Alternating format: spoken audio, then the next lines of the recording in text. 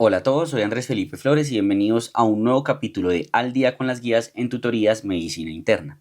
El día de hoy vamos a estar revisando las guías de la GINA 2024 y GEMA 5.4. Recuerden que si quieren apoyar este tipo de contenido pueden suscribirse, dejar un like y darle a la campanita. Los invito a seguirme en mi Instagram personal @andresf.med, por donde estoy compartiendo con ustedes muchísimo contenido académico. Y aprovecho la ocasión para invitarlos a adquirir mi diplomado de medicina interna que está disponible en la plataforma de grupomedi.com. El link lo encuentran en la descripción de este video, así como el resto de la oferta académica que tenemos disponible para ustedes. No siendo más, vamos adelante con el video. Hablemos entonces de la actualización de las guías de AMA, de GINA y de GEMA. Como introducción, como siempre, lo que vamos a hacer es definir esta enfermedad. Y el asma es una enfermedad heterogénea, es decir, que tiene diversas formas de presentación, sintomatología, entre otras, que se caracteriza por una inflamación crónica de la vía aérea. Esto es muy importante, no es algo transitorio. La inflamación en esa enfermedad es crónica, que se va a definir por la presencia de síntomas respiratorios, de los cuales los síntomas más característicos van a ser las sibilancias, la disnea, la opresión de pecho y la tos, que lo más importante es que van a ser variables en el tiempo y en intensidad, que se van a acompañar de limitación al flujo expiratorio variable también nuevamente. Entonces fíjense los componentes que tenemos: inflamación crónica de vía aérea, síntomas diversos que son variables en tiempo y en intensidad, y también una alteración en la funcionalidad ventilatoria pulmonar que también es variable. Normalmente esta variabilidad se da con desencadenantes claros de la enfermedad, exposición a alergenos o cosas por el estilo, ejercicio, y con el tiempo, dado que hay esta inflamación crónica, puede haber una remodelación de la vía aérea que puede llevar a que esta obstrucción al flujo aéreo ya no sea variable, sino que sea permanente. La prevalencia viene en aumento, se habla más o menos de hasta 29% de prevalencia, representando 300 millones de personas afectadas en el mundo, y algo importante es que genera hasta 1000 muertes diarias.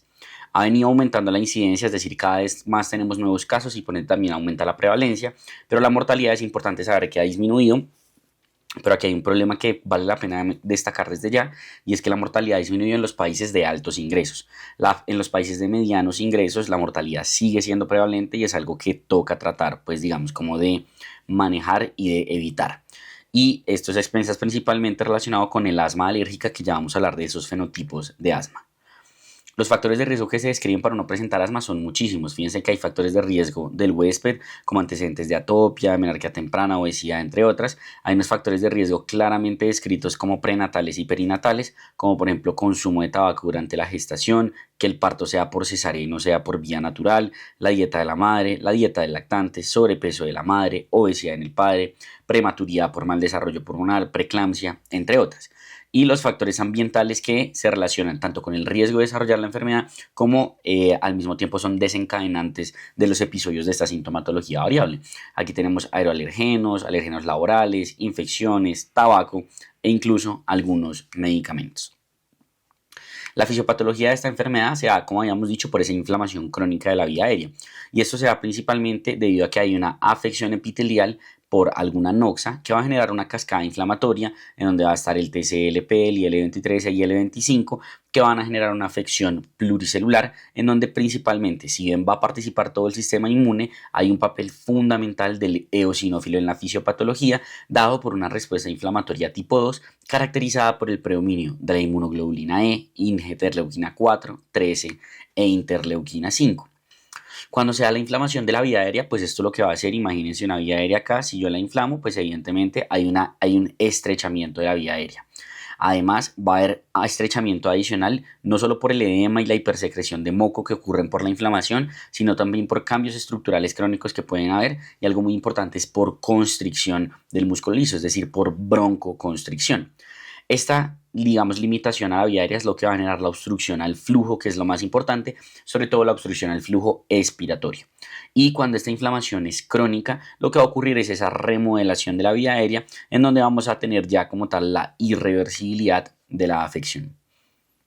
Cuando hablamos del asma, hablamos de diversos fenotipos. El fenotipo más común es el asma alérgica, que es el asma que todos conocemos, que empieza en la niñez, gente con antecedente familiar, que usualmente tiene atopia y que en muchas ocasiones puede autolimitar y que tiene una muy buena respuesta a los corticoides inhalados. La otra forma es el asma no alérgica, en donde quizá ya no nos vamos tanto a ese fenotipo tipo 2 de inflamación con eosinófilos y demás, sino que tenemos un paciente más como neutrofílico o pausigranular que no tiene una muy buena respuesta a los corticoides inhalados. El asma cuando se presenta en el adulto, si bien puede ser alérgica, lo más común es que sea no alérgica y nuevamente se caracteriza por esa baja respuesta a los corticoides y es muy importante saber que cuando tengo asma en un adulto siempre debo evaluar la posibilidad de que estemos frente a un asma ocupacional.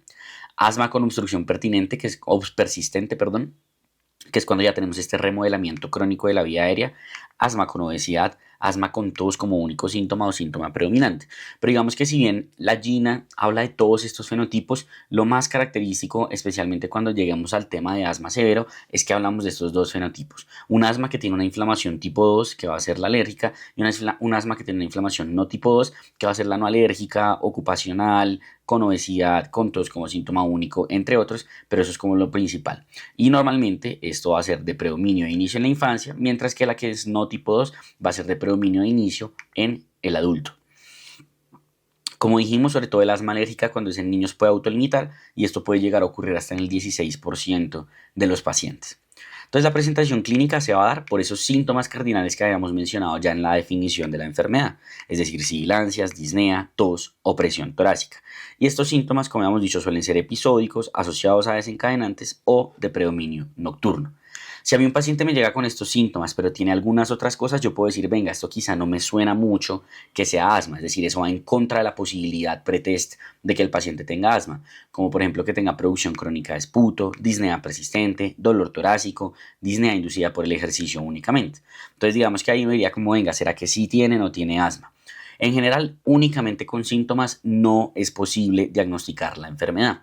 Al examen físico, lo que podríamos llegar a encontrar cuando están presentes los síntomas son hallazgos de broncoobstrucción a la auscultación, sibilancias expiratorias de predominio, de pronto algo de roncus y podemos ver en el paciente marcas de atopía. ¿Sí? Sería como lo que podríamos llegar a ver en el examen físico. Pero el resto, nada de esto va a ser suficiente para lograr un diagnóstico. Y es por esto que para el diagnóstico va a ser necesario realizar una prueba de función pulmonar, con lo cual vamos a tener que evaluarlo.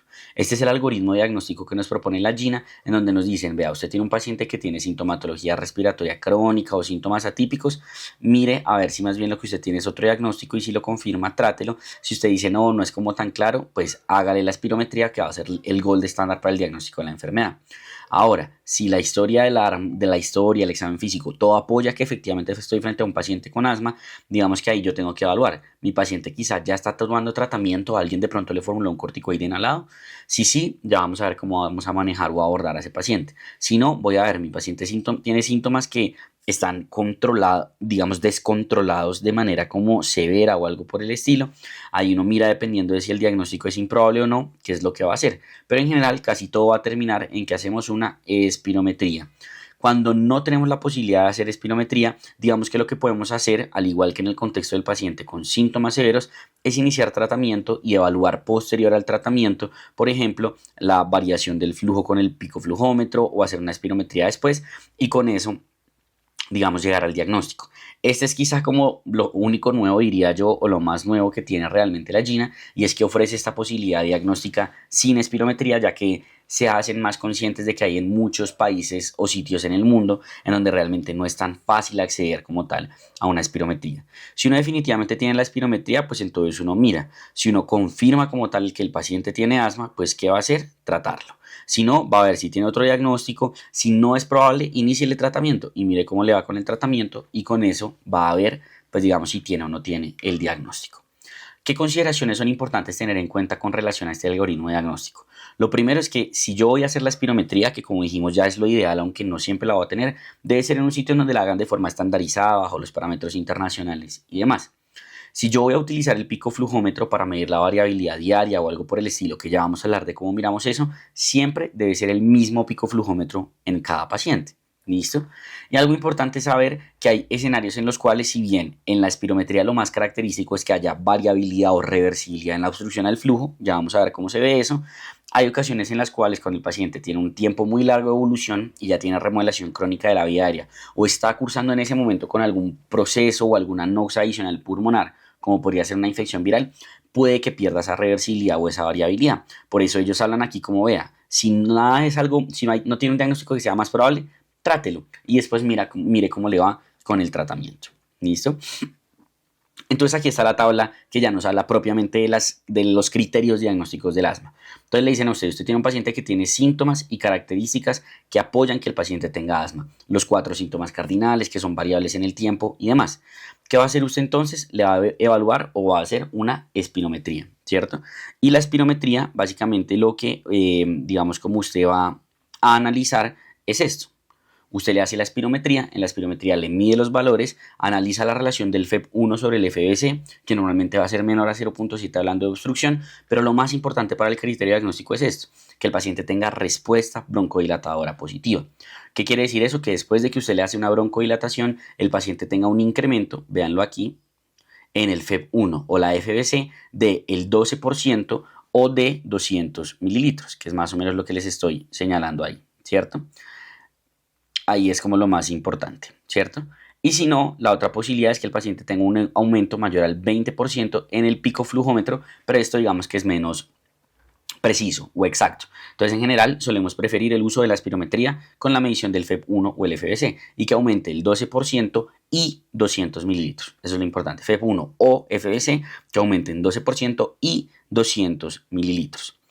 Ahora, si yo no logré cumplir ese criterio de broncodilatación o de respuesta broncodilatadora positiva en la espirometría, ¿qué otras cosas podría hacer yo para confirmar el diagnóstico de asma? La otra posibilidad es que usted mire que el paciente tenga una variabilidad excesiva en el pico flujómetro en 2 semanas. ¿Y cómo se entiende una variabilidad excesiva? Que sea mayor al 10%.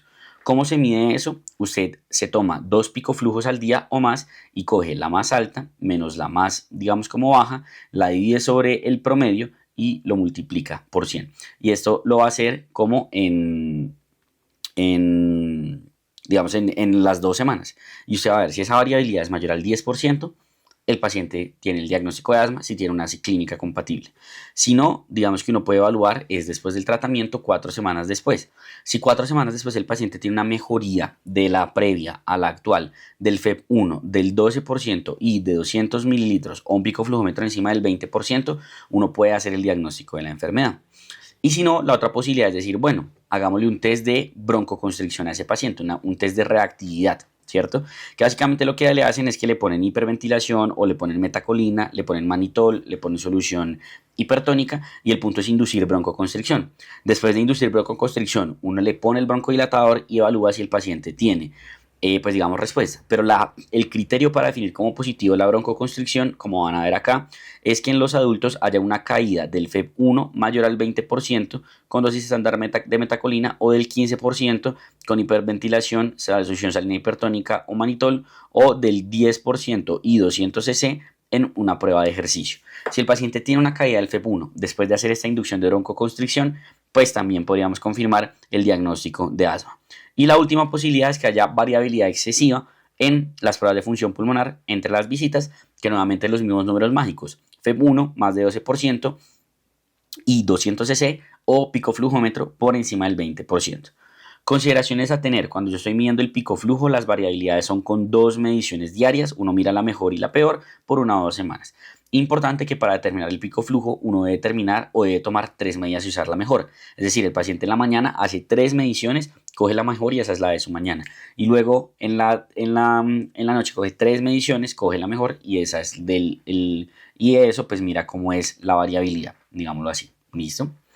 Consideraciones adicionales en el diagnóstico. Siempre se deben descartar diferenciales porque hay muchas otras razones por las cuales yo puedo tener síntomas respiratorios crónicos, infecciones, reflujo, entre otras.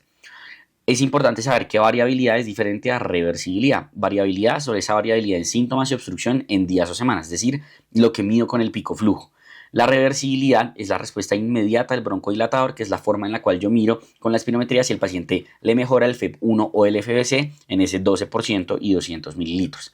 Hay que tener cuidado con el test digamos como de provocación bronquial porque la GINA aclara que tiene muchos falsos positivos, aunque ojo, la GEMA sí dice que tiene una sensibilidad del 90% y una especificidad del 95%. Si bien el asma casi siempre es alérgica, como habíamos mencionado, uno digamos que no llega a diagnosticar asma cuando un paciente tiene una prueba de alergia positiva, pero si uno tiene un asma en un paciente que parece que tiene atopía a algo, pues uno debería hacer la prueba de alergia y llegar al diagnóstico de la misma. Imágenes como tal para el diagnóstico no necesito, salvo que yo esté buscando algo más. no me cuadra mucho la clínica, ¿será que tiene alguna estructuralidad pulmonar? Le pido imagen. Pero de entrada, solo para confirmar o para hacer el abordaje diagnóstico de una sospecha de asma, nunca voy a hacer imágenes. Y la fracción expirada de óxido nítrico es algo que cada vez más se está hablando. La GINA de momento no lo recomienda, ya que dice que se puede elevar en otras condiciones de inflamación tipo 2, no sé, cualquier tipo de alergia diferente al asma, y que no se eleva en asma no alérgica. Entonces por eso dicen que, digamos, un valor negativo no lo descarta, pero un valor positivo podría soportarlo. Pero ojo, porque la GEMA, a diferencia de la GINA, sí tiene algo muy importante, y es que la GEMA sí nos habla de la posibilidad de utilizar el feno. La GEMA me parece que tiene un algoritmo un poco mejor, y es como, vea, hágale la espirometría con prueba broncodilatadora, ¿cierto? Si el paciente tiene un patrón obstructivo, que es esa relación FEP1 sobre FBC, mide si tiene la respuesta del broncodilatador. Y aquí es importante porque ellos no solo meten el delta del FEP1 con el 12% y los 200 cc, sino también dicen que si aumenta el 10% del valor teórico de cualquiera de los dos, uno podría confirmar el diagnóstico de asma. Si el paciente no tiene respuesta broncodilatadora, fíjense que ellos dicen hágale feno. Si el feno está mayor a 40, lo confirma. Si está menor a 40, pues no quiere decir que no lo confirme, sino que usted qué puede hacer, pues digamos como darle tratamiento al paciente y evaluar, ¿cierto? Ahora, si el paciente de entrada no tiene una obstrucción a nivel de la relación FEP1 sobre FBC, usted igual le mira la respuesta broncodilatadora y si es positiva y tiene síntomas concordantes, asma.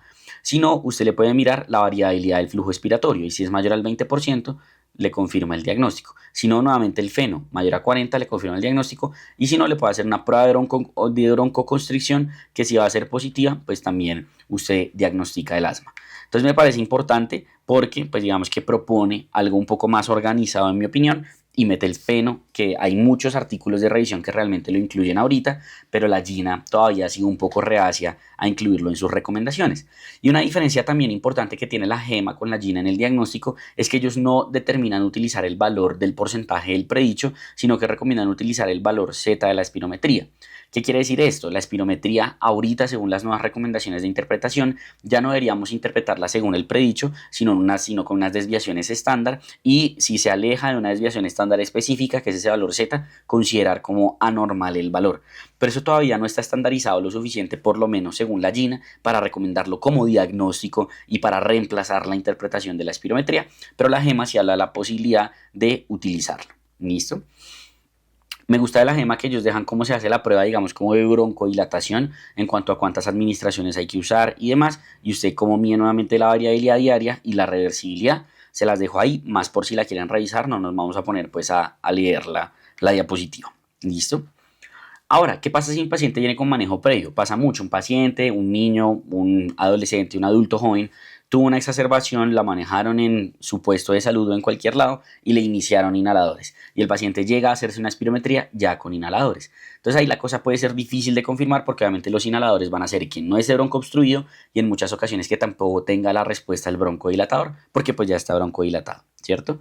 Entonces, ¿qué voy a mirar yo? Voy a mirar si el paciente tiene los criterios diagnósticos que ya habíamos mencionado, pues listo, lo confirma, ¿cierto? Pero ahora, ¿qué pasa si mi paciente tiene síntomas variables, pero no tiene la variabilidad en el flujo aéreo? ¿Qué puedo hacer yo? Repetir la espirometría, digamos que quitando los broncodilatadores. 4 horas para los de corta acción, 24 a 48 horas para los de larga acción. ¿Listo? Y hay uno que va a hacer, dependiendo del FEP1, uno va a mirar. Si el FEP1 está por encima del 70% del predicho, uno lo que puede considerar es bajarle, digamos, como al manejo y revalorarlo en 2 a 4 semanas. Y después de eso considerar de pronto una prueba de broncoconstricción. Si el FEP1 por el contrario es menor al 70% del predicho, uno dice, bueno, este man sí está obstruido, entonces uno considera empezar o aumentarle el manejo por 3 meses y luego reevaluar. Si no responde, uno le reinicia la previa y manda al paciente a otro lado para confirmar el diagnóstico. Si sí respondió, pues efectivamente ya tiene diagnóstico. Ahora, si el paciente no tiene síntomas, las pruebas son pulmonares, no tiene nada positivo, pues digamos que lo que uno puede hacer es o tratar de repetir la prueba del broncodilatador, digamos nuevamente, quitando los inhaladores al paciente con los tiempos que dijimos, o lo que uno puede hacer es bájele la dosis al paciente y mire qué pasa. Si aparecen los síntomas, el paciente tiene asma. Si los síntomas no cambian, pues lo que uno hace es intentar quitar el tratamiento y ver qué pasa con el paciente. Y si el paciente lo que tiene es una sintomatología que no es variable, sino que es persistente y tiene una obstrucción persistente del flujo aéreo, pero todo cuadra con una clínica de asma, uno dice, súbale al tratamiento y revalúenlo en 3 meses. Si respondió, pues el paciente tiene asma. ¿Listo?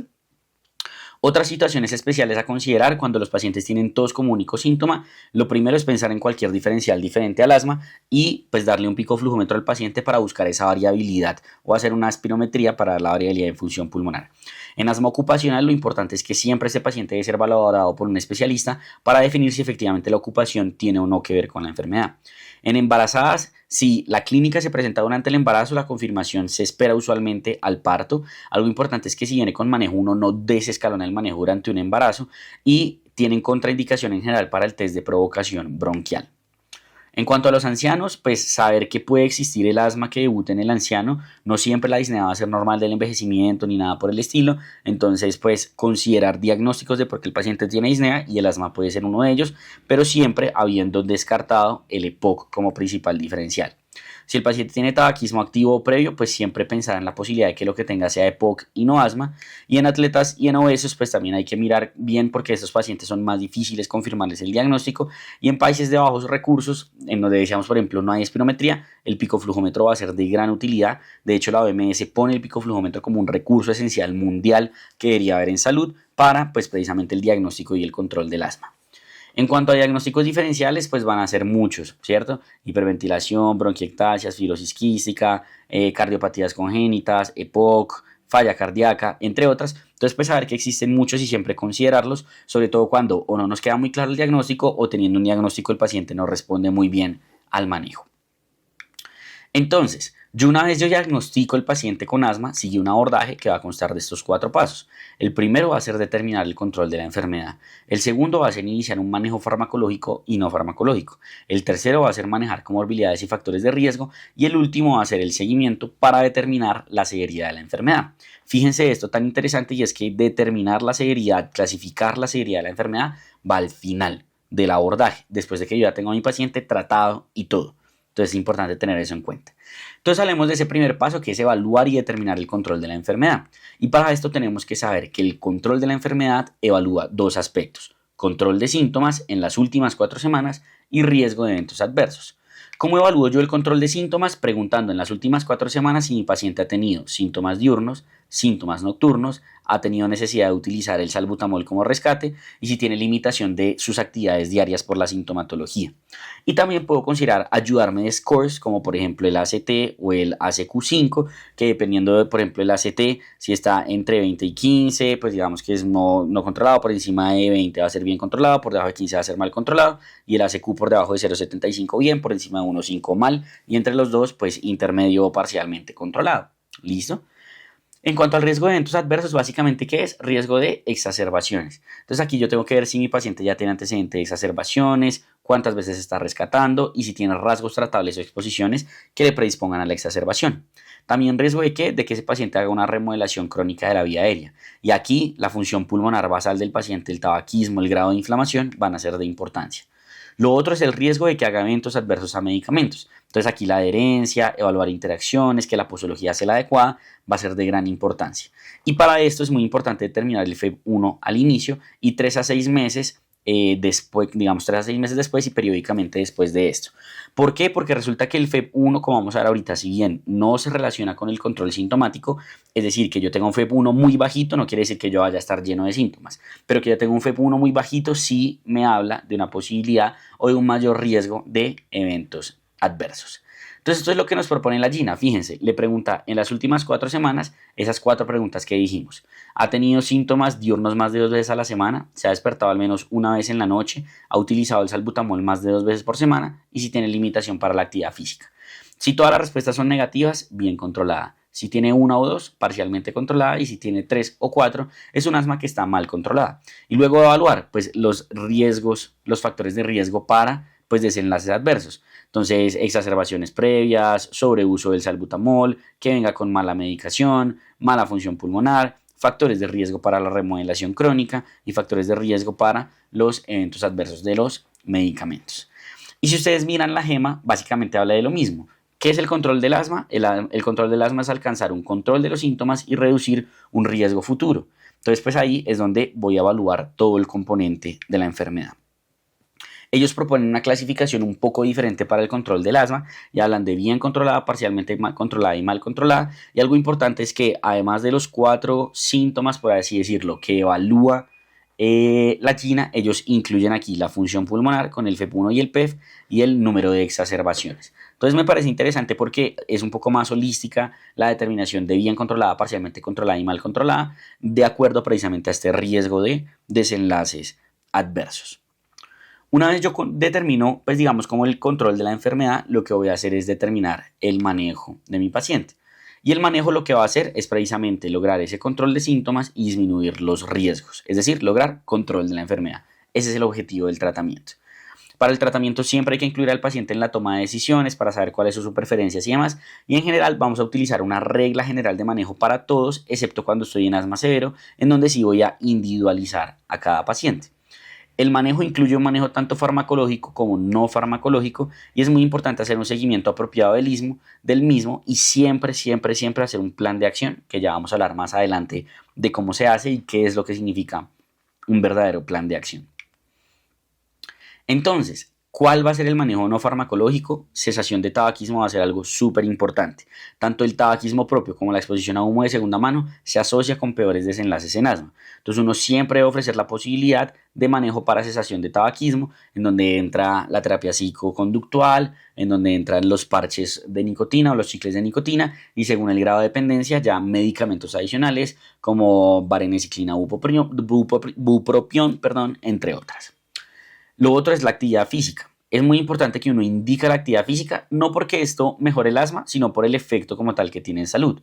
En asma como tal no es muy claro el beneficio que el paciente haga o no haga actividad física, excepto por unos estudios que hay de natación en pacientes jóvenes. ¿Listo? ¿Qué es importante de la actividad física? Que el paciente no la debe delimitar por el asma. Si el paciente tiene síntomas, estos no pueden ser una razón para dejar de hacer actividad física y por eso es muy importante un adecuado manejo e incluso dar recomendaciones para evitar síntomas durante la actividad física o relacionados a la actividad física, con una adecuada sesión de calentamiento y un uso de ICS-LAVA o de SAVA antes del ejercicio. La rehabilitación pulmonar, al igual que en todas las enfermedades pulmonares crónicas, cada vez toma un papel más relevante en estas enfermedades. Se indica sobre todo en pacientes con disnea continua con intolerancia al ejercicio y los programas son de 4 a 12 semanas y se ha visto que mejoran capacidad funcional y calidad de vida. Muy importante en el manejo no farmacológico, identificar las exposiciones y erradicarlas, sean ocupacionales, domésticas, ambientales, de medicamentos, de comidas, de lo que sea que exacerbe la enfermedad. La dieta saludable sin que haya una preferencia por alguna dieta y la pérdida de peso también va a ayudar a mejorar el control de la enfermedad y se ha visto que, por ejemplo, los ejercicios de respiración, meditación, manejo de emociones y demás, si bien no disminuye el riesgo de desenlaces adversos o cosas por el estilo, sí mejora la calidad de vida del paciente, por lo cual también se podría recomendar. Ya en cuanto a lo que es el manejo farmacológico de esta enfermedad, tenemos dos tipos de medicamentos principales. El controlador, que es el que busca que todo el tiempo la inflamación se reduzca. Y el aliviador, que es el que busca aliviar rápidamente algún, como síntoma agudo que se esté presentando. En el controlador, si bien previamente usábamos solo los corticoides inhalados, cada vez más utilizamos la combinación de LAVA con corticoides inhalados. Y si bien en el aliviador antes utilizábamos solo el salbutamol, se han dado cuenta que usar más de 3 canisters por año es mayor riesgo de exacerbación y hospitalización y más de 12 canisters de salbutamol por año aumenta el riesgo de mortalidad. Por eso actualmente el aliviador es la combinación también de LAVA con corticoide inhalado o por lo menos de SAVA, o sea salbutamol con corticoide inhalado, como terapia AIR o terapia MART, que ya vamos a hablar ahorita de qué es eso. Y tenemos terapias adicionales que se salen, por así decirlo, ya de lo que serían los inhaladores usuales que tenemos en los controladores y en los aliviadores. Entonces, ¿qué es eso de la terapia AIR y la terapia MART? Esto se incluyó desde la guía pasada, sobre todo lo de AIR. MART sí existía hace ya varias terapias. AIR quiere decir Anti-Inflammatory Reliever, es decir, que cuando yo utilizo un rescate, ese rescate no debe ser solo de un agonista beta 2, sino que también debe ser de un corticoide inhalado. Y cuando yo hablo de terapia AIR, hablo específicamente de un paciente que no va a tener controlador, es decir, no le voy a dejar corticoide por horario y solo se va a manejar con aliviador, pero el aliviador va a ser un ICS-LAVA, ¿cierto? Eso es lo que yo voy a utilizar. Y eso es lo que significa la terapia AIR, ICS formoterol, ¿sí? El MART es una combinación de AIR con controlador, es decir, el MART lo que hace es que utiliza un ICS formoterol ¿cierto? Que son los únicos que tienen evidencia igual que acá. Entonces un corticoide inhalado con formoterol, budesonida formoterol, beclometasona formoterol, y lo que va a hacer es que va a utilizar ese tanto de aliviador como de controlador, el mismo inhalador. Eso es la terapia MART, ¿listo? Y son importantes porque lo que han demostrado son beneficios para nuestros pacientes. Entonces, ¿por qué tiene estos beneficios? Básicamente el AIR lo que ha mostrado es que reduce las exacerbaciones severas cuando lo utilizamos en el STEP 1 y 2, con una reducción de hasta el 65% cuando lo comparamos con que el paciente únicamente se rescate con el salbutamol en lugar de acompañar el broncodilatador con el corticoide inhalado. Reduce la declinación pulmonar cuando tenemos una duración de síntomas de 2 a 4 años y aumenta la probabilidad de control de síntomas, esto incluso en el asma ocupacional. Y algo importante es que es independiente del feno, es decir, es independiente de los marcadores de inflamación tipo 2, sino que sirve para todos los pacientes con asma. La terapia MART, por su parte, reduce el riesgo de exacerbaciones, logra el mismo control sintomático que los manejos previamente planteados. Recordemos que antes lo que se hacía era utilizar un corticoide inhalado con un broncodilatador de larga acción o a veces solo el corticoide inhalado y dejar el salbutamol como rescate. Ahora con el MART lo que hacemos es el ICS formoterol, tanto controlador como de rescate, y se ha visto que logra el mismo control reduciendo el riesgo de exacerbaciones. Y debido a eso, digamos que la GINA nos propone dos rutas de manejo, dos tracks. El track 1, que es el track preferido, se basa precisamente en la terapia AIR y en la terapia MART. En el STEP 1 y en el STEP 2 lo que recomiendan es el ICS formoterol como rescate cuando sea necesario, o sea, terapia AIR. Y el STEP 3 y el STEP 4 van a ser la terapia MART utilizando dosis bajas o dosis intermedias del ICS formoterol. Entonces, ¿cómo funcionaría esto más o menos? En el STEP 1, STEP 2, lo que ellos recomiendan es ICS formoterol a necesidad, precisamente por los beneficios que habíamos mencionado, y de hecho se ha visto que es no inferior a utilizar, por ejemplo, ICS por horario, e incluso logra una menor dosis acumulada de corticoide inhalado, que como sabemos se puede asociar con eventos adversos.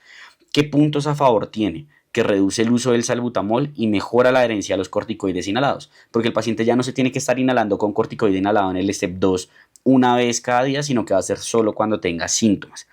Algo importante a saber es que los estudios son con budesonida formoterol, entonces la terapia AIR principalmente la podemos recomendar es con este inhalador. En cuanto al STEP 3 y 4, pues es la terapia MART, que es ICS formoterol. Lo importante es que solo está estudiada con formoterol, pero sí está estudiada tanto con budesonida como con beclometasona. Y se utiliza, como habíamos hablado, tanto de controlador como de aliviador.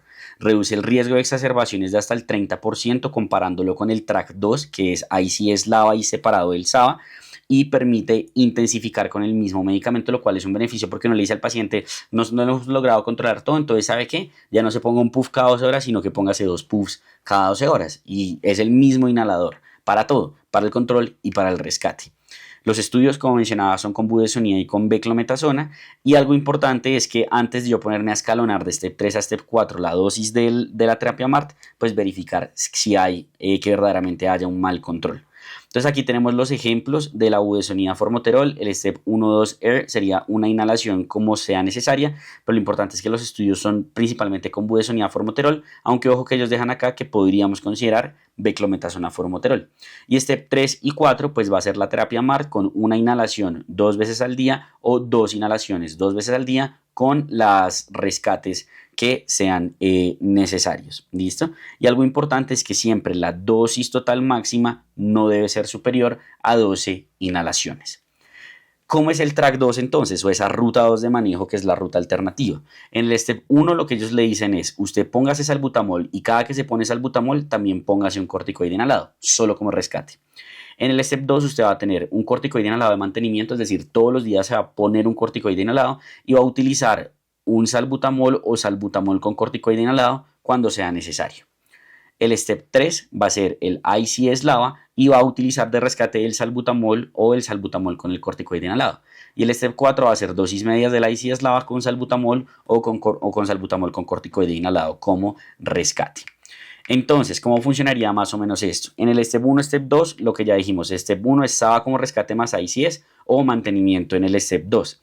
En el step 1 realmente tiene poca evidencia, digamos como el hecho de utilizar el salbutamol en conjunto con el corticoide inhalado, pero sí es claro que cuando hay fracaso en estos pacientes, adicionar el corticoide inhalado como rescate muestra superioridad. Entonces por eso desde el inicio se debería recomendar, es decir, ser más proactivos que reactivos. Y el STEP 2 vamos a ver que tiene mucha evidencia en reducción de exacerbaciones y mortalidad. O sea, el utilizar el ICS como rescate y ya dejar el SABA de mantenimiento o SABA con ICS, digamos que reduce significativamente la mortalidad comparándolo con utilizar, por ejemplo, solo salbutamol. El problema aquí es la adherencia. Y en cuanto a STEP 3 y 4, ya dijimos es ICS LAVA de dosis baja o intermedia y el rescate con SABA o ICS SABA. Se ha visto que la combinación de corticoide inhalado con LAVA en contraposición a utilizar solo corticoide reduce las exacerbaciones, reduce la declinación funcional y reduce la mortalidad. Entonces por eso digamos que esa terapia de corticoide solo en STEP 3 nunca ya deberíamos considerarla. Y aquí entra la duda, bueno, ¿yo rescato a mi paciente solo con salbutamol o mejor lo rescato con corticoide en conjunto con salbutamol? Porque han creado inhaladores conjuntos, ahí sí es SABA, que se evaluaron precisamente en este estudio que es el Mandala. El beneficio está demostrado únicamente en el STEP 3 y lo que se ha visto es que retrasa la primera exacerbación en un 41% con una ligera mejoría en el control de síntomas. Algo importante es que no lo hemos comparado contra el MART, pero pues es más dispendioso, por eso en general vamos a preferir el MART. El MART es el mismo inhalador para todo, ¿cierto? Y máximo vamos a utilizar rescates del ICS SABA que existe hasta ahora, que es budesonida salbutamol. Aquí está la posología de los corticoides inhalados que yo podría utilizar cuando utilizo corticoide inhalado solo, que ya sabemos que no es lo ideal, solo lo vamos a considerar en el STEP 2 del track 2. ¿Qué otras opciones existen? Porque vamos a ver que existen alternativas de manejo en cada uno de los steps y en cada uno de los tracks. Entonces en el STEP 1 y 2 las opciones que existen es si mi paciente tiene un FEV1 mayor a 70% y tiene una alergia claramente documentada, el uso de inmunoterapia sublingual. También puedo considerar el uso de antagonistas de receptor de leucotrieno como montelukasa, firlukasa o silebutón, sabiendo que uno, son menos efectivos que los corticoides inhalados y dos, uno tiene que tener mucho cuidado sobre todo con el montelukast, con la posibilidad de eventos adversos neuropsiquiátricos de depresión, suicidios, etc. El ICS LAVA desde el inicio podría mejorar síntomas, pero no reduce exacerbaciones y es más costoso, por eso no recomiendan ICS LAVA en STEP 2, en lo que sería el track 2, ¿cierto? Y el ICS por horario, digamos solo por estaciones, si es asma estacional pura. O sea, si el paciente solo tiene asma porque tiene alergia de verano, pues se puede considerar solo dejarle ICS por horario en verano y luego dejarle únicamente el rescate SABA a ICS como alternando entre un STEP 1 y un STEP 2, digámoslo así. En el STEP 3 se puede considerar nuevamente la inmunoterapia sublingual siempre y cuando el FEV1 esté mayor al 70% y una opción que ellos dejan que uno puede considerar es el ICS a dosis intermedia que no esté acompañado de LAVA, los antileucotrienos o la teofilina, pero todos son absolutamente menos efectivos que la ICS LAVA. Entonces solo yo creería si uno no tiene la opción de utilizar el ICS LAVA. En el STEP 4, otras opciones que hay es añadir un antimuscarínico para triple terapia, es importante, no es para ICS con LAMA, sino es ICS, LAMA, LAVA. Se puede considerar siempre y cuando se tenga como mínimo ICS a dosis intermedia o alta y la triple terapia se ha visto que podría reducir exacerbaciones, sobre todo cuando mi paciente ya tenga antecedente de exacerbación.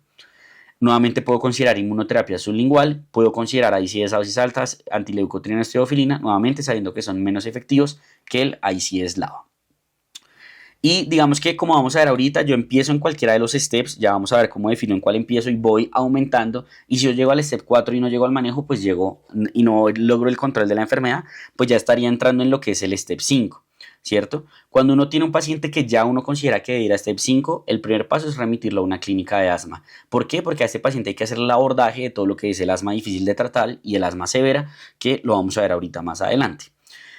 ¿Qué va a hacer uno acá? Optimizar manejo, descartar otras alteraciones y vamos a ver que existen diversas opciones de manejo. Los biológicos son quizá los más importantes, pero existen otras como hacer dosis incluso más altas de ICS LAVA, utilizar la triple terapia de ICS LAVA-LAMA que se ha visto que puede mejorar la función pulmonar y puede tener ese beneficio en las exacerbaciones en pacientes con antecedente de exacerbación como habíamos mencionado en el STEP 4. La citromicina también se puede considerar en pacientes que persisten sintomáticos PRSA y si es LAVA a dosis altas, pero lo importante es que solo debe ser recetada por un neumólogo y después de haber evaluado que el esputo no tenga micobacterias, que no tenga prolongación del QT en el electro y que el riesgo-beneficio del posible daño a la microbiota no sea, pues digamos, superior el riesgo. La terapia guiada por esputo para definir dosis de ICS se ha considerado, aunque no tiene mucha evidencia, y la termoplastia bronquial cada vez más se está utilizando, pero siempre en ensayos clínicos aleatorizados, ya que de momento no tenemos datos sólidos de seguridad a largo plazo. Y en general, los corticoides orales van a ser la última medida de manejo en los pacientes con STEP 5 después de los biológicos. Pero, como les dije, ahorita más adelante vamos a ver qué hacemos con ese paciente que me llega a STEP 4 y yo digo, creo que ya toca para STEP 5. Entonces, ¿cómo hacemos todo este abordaje antes de definir los tratamientos con acitromicina y demás? Entonces, seguramente hasta acá muchos están diciendo, bueno, pero yo cómo elijo con qué paso inicio, cómo elijo si Step 1, Step 2, Step 3. Básicamente tiene que ver con el control sintomático. Aquí dice, si el paciente tiene síntomas menos de 3 a 5 días a la semana y tiene una buena función pulmonar, usted le puede empezar Step 1 o Step 2, es decir, terapia AIR. Si el paciente tiene síntomas casi todos los días, caminando, en la noche, una vez o más a la semana, o tiene alteración en la función pulmonar, empiece en un Step 3 con terapia MART. Y si el paciente tiene síntomas, ya que todos los días que se despierta a la semana, alteración en la función pulmonar, o si un paciente se exacerbó recientemente, usted en general va a empezar un Step 4, es decir, MART a dosis intermedias. ¿Listo?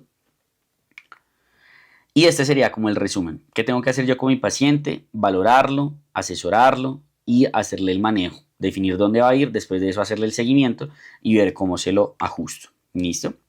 La GEMA 5.4 es muy parecida, pero cambia en algunos aspectos. Uno, no tiene dos tracks como uno preferido y uno alternativo, sino que tiene un único, track en donde dejan de elección y otras opciones. Y no tienen 5 pasos, sino que tienen 6. Entonces, en el paso 1, ellos dejan solo de demanda el SABA con el ICS. En el escalón 2, ellos dejan de una vez el corticoide y demanda y el rescate con SABA en conjunto con el ICS. Fíjense que ellos no dejan la opción de la terapia ER en el escalón 2 porque, según recomiendan ellos, no hay evidencia suficiente para hacerlo. El escalón 3, el escalón 4 y el escalón 5 en general van a ser terapia MART a dosis baja, intermedia y alta, ¿cierto? En el STEP 5 ellos sugieren que si el paciente tiene una relación FEP1 sobre FBC menor a 0.7, uno debería sobre todo ahí de considerar adicionar el LAMA y las, opciones alternativas en general va a ser semejantes y el escalón 6 va a ser lo que era el STEP 5 de la GINA, el paciente que va a tocar remitirlo a la clínica de asma y mirar todo antes de ver que de todo este reguero de medicamentos que hay acá entre biológicos, acitromicina, entre otros. ¿Listo?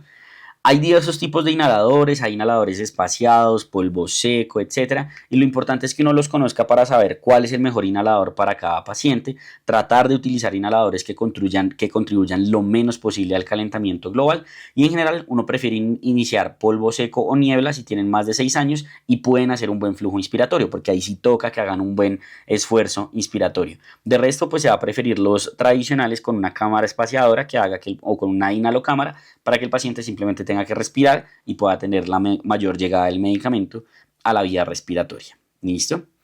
¿Qué otras opciones de manejo, que se podría considerar en los pacientes? Pues que están las alternativas de lo que habíamos dicho de la cesación de tabaquismo, manejos de obesidad, manejo de la parte psicológica, socioeconómica, de la alergia, con la inmunoterapia, entre otros, y se podrían considerar. ¿Qué podemos decir de todo este reguero de medicamentos que hay acá o de opciones terapéuticas? En general que la inmunoterapia mejora síntomas pero no reduce exacerbaciones, que es muy importante la vacunación para influenza, COVID-19 y recordar que ya tenemos la recomendación por la FDA para el virus sincitial respiratorio en poblaciones como los asmáticos y por eso la deberíamos recomendar también. Y reconociendo que no hay evidencia de que haya un beneficio de vacunar con neumococo y pertussis a estos pacientes, a diferencia de como si la tenemos en los pacientes con EPOC. Y en general siempre considerar la suplencia de vitamina D si el paciente tiene la indicación.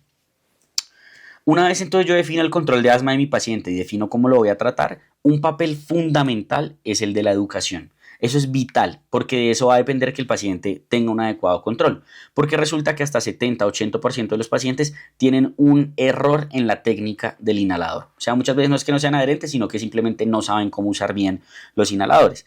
Por eso es de gran importancia que uno los eduque y que cada vez que les haga seguimiento le valore la adherencia al manejo. Uno tiene que ver presencialmente el paciente cómo utiliza el inhalador y si uno ve que pueden haber alteraciones en el manejo, uno puede aplicar scores como por ejemplo el TAI, el TAI score, que lo que nos hace es precisamente ayudarnos a ver si, por ejemplo, esos problemas de adherencia es porque son intencionales, es decir, el paciente no le da la gana de ponérselo, son sin intención o son por falta de comprensión, es decir, es por olvido, o también puede ser a veces porque el paciente dice, no, es que yo no creo, eso me puede dañar el pulmón, o puede ser porque se lo está colocando mal. Son como las tres alternativas. ¿Listo? Y para esto es muy importante también que el paciente tenga a la mano información accesible y que sea entendible sobre la enfermedad. La GEMA nos propone como esto de qué es lo que debe saber un paciente como mínimo cuando tiene asma. Debe saber qué es el asma, la diferencia entre la inflamación y la broncoconstricción, diferenciar los medicamentos, reconocer los síntomas, usar correctamente los medicamentos, identificar los desencadenantes, monitorizar los síntomas, reconocer los signos de alarma y actuar frente a un deterioro sintomático. ¿Listo? Y aquí cobra cada vez más importancia el automanejo, que tiene que ver con esto que mencionábamos del plan de acción, porque actualmente, por recomendación de todas las guías, todos los pacientes asmáticos deben de tener un plan de acción dentro de su manejo.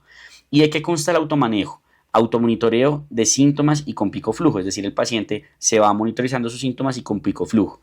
El paciente debe tener un plan de acción descrito en donde el paciente sepa si hay un deterioro sintomático del pico flujo, qué hacer y en qué momento ya es necesario consultar a un servicio de urgencias, y un seguimiento regular por un personal de salud que le esté preguntando cómo va, qué ha hecho, si eso estuvo bien, no, eso estuvo mal, retroalimentar, reforzar, felicitar, etc.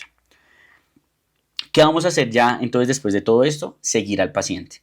Y el seguimiento lo vamos a hacer inicialmente al mes, luego a los 3 meses y posteriormente cada 3 a 12 meses. ¿Cuál es la idea en el seguimiento? Buscar documentar cuál es el mejor PEF, o sea, el mejor pico flujo y el mejor FEP1 del paciente, que suele ocurrir más o menos hacia los 3 a 6 meses del tratamiento. Por eso la espirometría de control se hace en ese tiempo, no se hace antes. Si bien el FEP1 no se correlaciona con el control de síntomas, como habíamos mencionado, sí es de mal pronóstico y por eso es importante documentarlo. Y sobre todo yo debo saber esto o yo debo tratar de determinar esto en mi paciente para que cuando se exacerbe y me haga un pico flujo o le haga un FEP1, yo sepa cuál es la comparación con su mejor. O sea, no con el predicho, sino con el mejor que verdaderamente ha tenido ese paciente. Idealmente considerar que los pacientes tengan pico flujo de forma ambulatoria para que con eso ellos van viendo, uno, la variabilidad y dos, la mejoría que pueden tener. Y después de eso, pues uno determina el control de la enfermedad en cada visita de seguimiento. Uno dice, bueno, ¿cómo va? Le hace las 4 preguntas, mira si está bien controlado, parcialmente controlado o mal controlado. Y conforme a eso, si está bien controlado, uno puede considerar desescalonar. Si está mal controlado, parcialmente controlado, uno puede considerar escalonar al paciente. ¿Listo? Algo importante es que se desescalona usualmente cuando yo ya tenga 2 a 3 meses de manejo. Cuando yo decido escalonar a mi paciente, yo lo puedo escalonar por un periodo corto de tiempo, por ejemplo, solo cuando tiene gripa o solo por una estación, largo plazo, es decir, de forma indefinida, o día a día con la terapia EAR.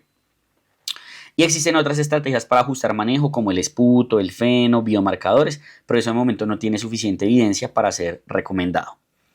Cuando yo llego a ese punto en donde yo digo, oiga, mi paciente está mal controlado y me toca subirme, estaba en step 2, me voy a subir a step 3, voy a iniciar terapia MART. ¿Qué debe hacer usted? Todo esto que estamos viendo acá. Usted debe evaluar que el paciente tenga una adecuada adherencia y que esté utilizando bien el inhalador. Debe estar seguro que el diagnóstico es de asma. Debe estar seguro que los síntomas son debidos al asma y no es debido a un factor de riesgo, una comorbilidad o algo por el estilo. Y ya ahí usted sí considera hacer el escalonamiento siempre de manera individualizada. Es decir, usted hace escalonamiento en el mejor momento posible. ¿Listo? ¿Cuándo vamos a remitir a neumología a los pacientes? Cuando sea muy difícil saber si verdaderamente tiene asma, cuando haya sospecha de asma ocupacional, cuando el paciente nada que se controla, yo ya estoy en step 3, step 4, cuando mi paciente ha tenido un asma potencialmente fatal, por ejemplo, mi paciente estuvo en la UCI, estuvo ventilado o algo por el estilo, cuando mi paciente tiene evidencia de eventos adversos que me limitan el uso de los medicamentos, o cuando tengo síntomas que me sugieren que mi paciente puede tener subtipos de asma específicos que requieren de manejo por un especialista, como por ejemplo la enfermedad respiratoria exacerbada por aspirina. Y para desescalonar, pues digamos que es muy importante saber cómo hacerlo. Esta tablita no la vamos a leer, pero es muy buena porque muestra si yo estoy en un step 5, en un step 4, en un step 3, en un step 2, a qué me puedo desescalonar. ¿Qué es importante saber? Yo siempre desescalono cuando tengo un timing apropiado, es decir, cuando mi paciente está estable, cuando no está con gripa, cuando no es la estación en la que le da más síntomas, que sea en el mejor momento posible para hacerlo. Y hay uno es importante y es que yo debo evaluar cuáles son los predictores de mala respuesta. O sea, yo debo decir, quizá por esto debería considerar no desescalonarlo o si lo desescalono, hacerle un seguimiento bien estrecho. Por ejemplo, si mi paciente tiene antecedente de exacerbación, si tiene limitación persistente del flujo aéreo, si tiene hiperreactividad bronquial o eosinofilia en el esputo, ahí es donde uno más debería considerar si lo desescalonó verdaderamente y si sí, hágale un seguimiento bien estrecho a ese paciente. Este es un algoritmo un poco más bonito que nos deja la GEMA, en donde nos dice, vea, ¿cuál es el grado de control de su paciente? Si está bien controlado, bájele siempre y cuando sea posible. Parcialmente controlado, mal controlado, exacerbado, pues ¿qué tiene que hacer? Súbale, ¿cierto? Súbale. Y ya, más o menos así va a ser.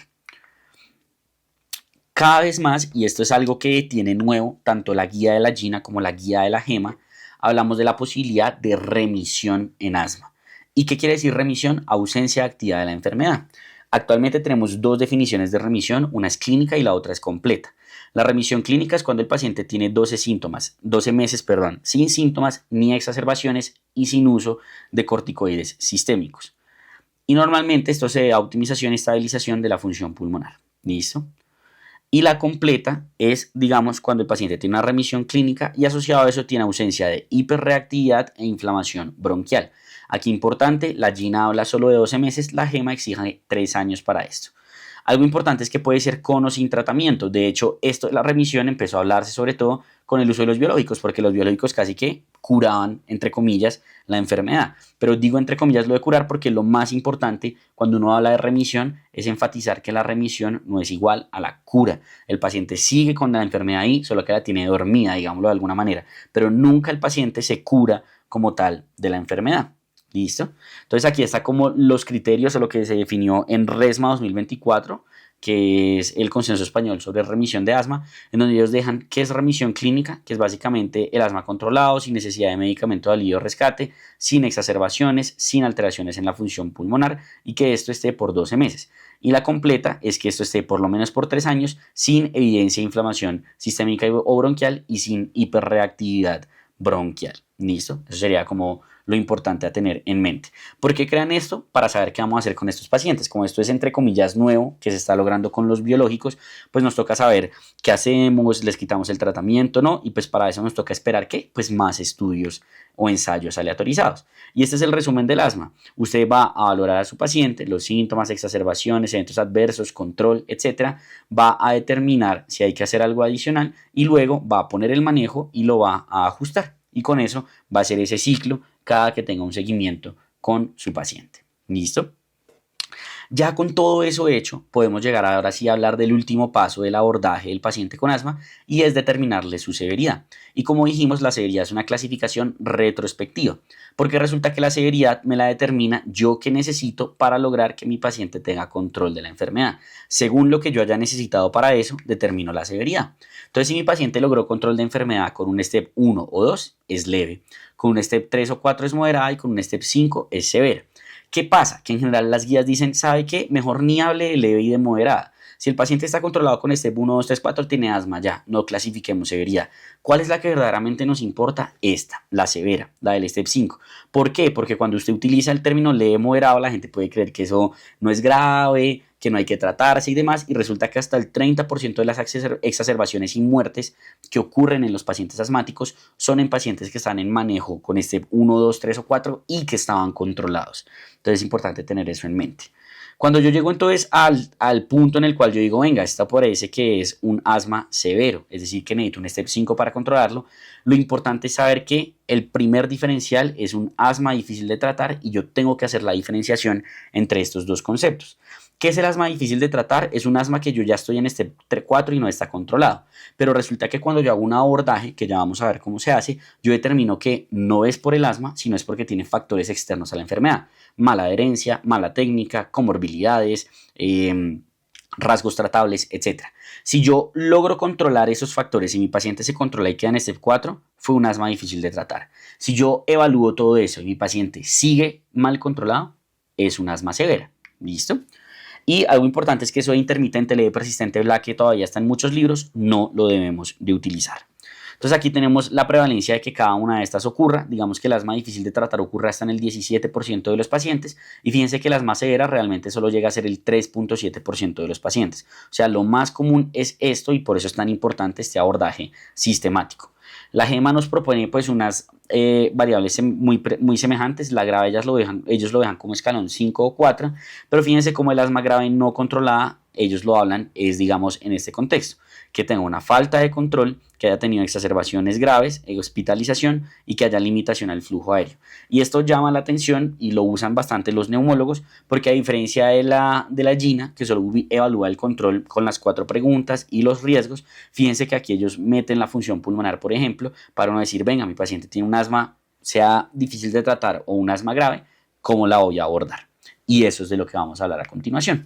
Entonces el abordaje, lo importante es saber que el abordaje inicial lo puede hacer un médico general, no tiene que ser ni que era un internista ni un neumólogo, y consta de lo siguiente, que hay que hacer en primer lugar, confirmar el diagnóstico. Y como ya se expuso, si mi paciente está con tratamiento, me voy a la tablita que ya revisamos de cómo lo confirmaba cuando ya estaba con tratamiento y determino si de verdad el diagnóstico existe o si de verdad el diagnóstico se hizo de forma correcta, más bien, ¿listo? ¿Por qué? Porque resulta que en este grupo se han dado cuenta que hasta el 50% de los pacientes, pues resulta que no tenían un diagnóstico adecuado de asma y resultan no tener asma en realidad.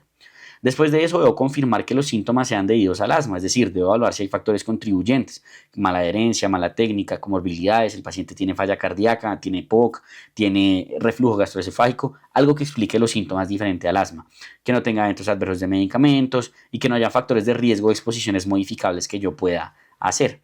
¿Listo? Y aquí es muy importante también recordar al paciente que el sobreuso de SABA cuando no lo requiere, lo que hace es regular a la baja los receptores beta 2 y que el paciente responda menos cuando sí va a requerir el rescate.